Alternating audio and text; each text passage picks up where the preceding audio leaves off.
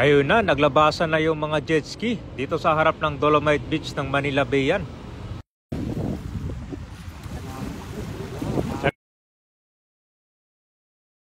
Grabe, may mga nag-jet ski na dito.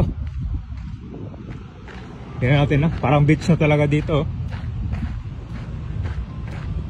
Yung kabay, no? May mga jet ski. Tingnan natin kung mas malapitan na. Pero, ganda. Yung jet ski pala, galing dun sa may yate.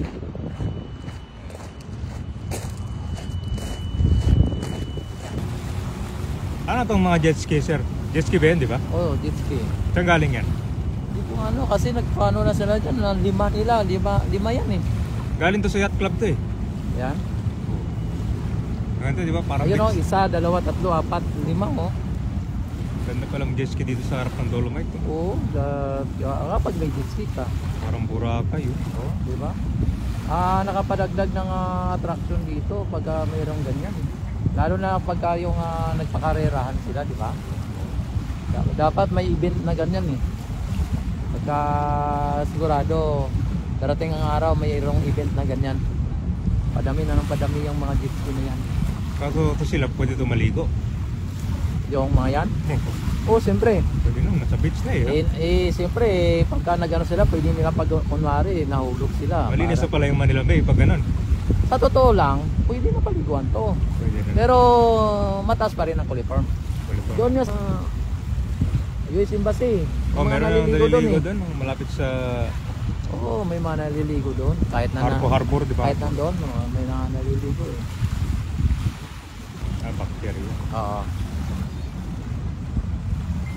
Maraming hindi nakakaano kung anong ibig sabihin ng coliform. Yung taas ng bakterya, coliform. Kung ano kataas ang bakterya.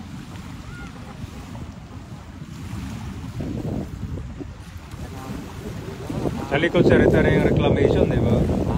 Reclamation project, di ba yun?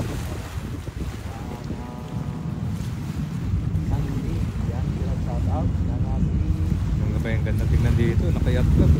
May naka-jet ski.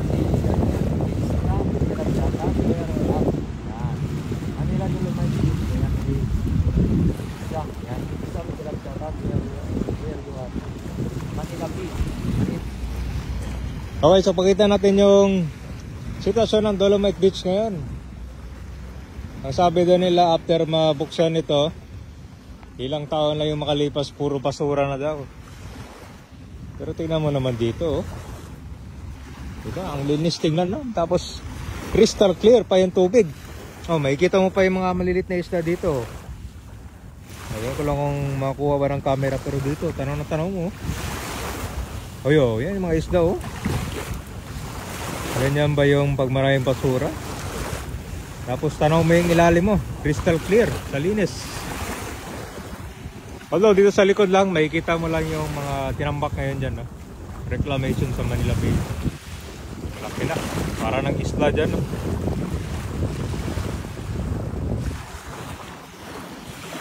So, dahil sa mga jet ski na ito kabay, nagmukhang beach na yung Dolomite, yung Manila Bay dito. Karira pa sila dyan, eh.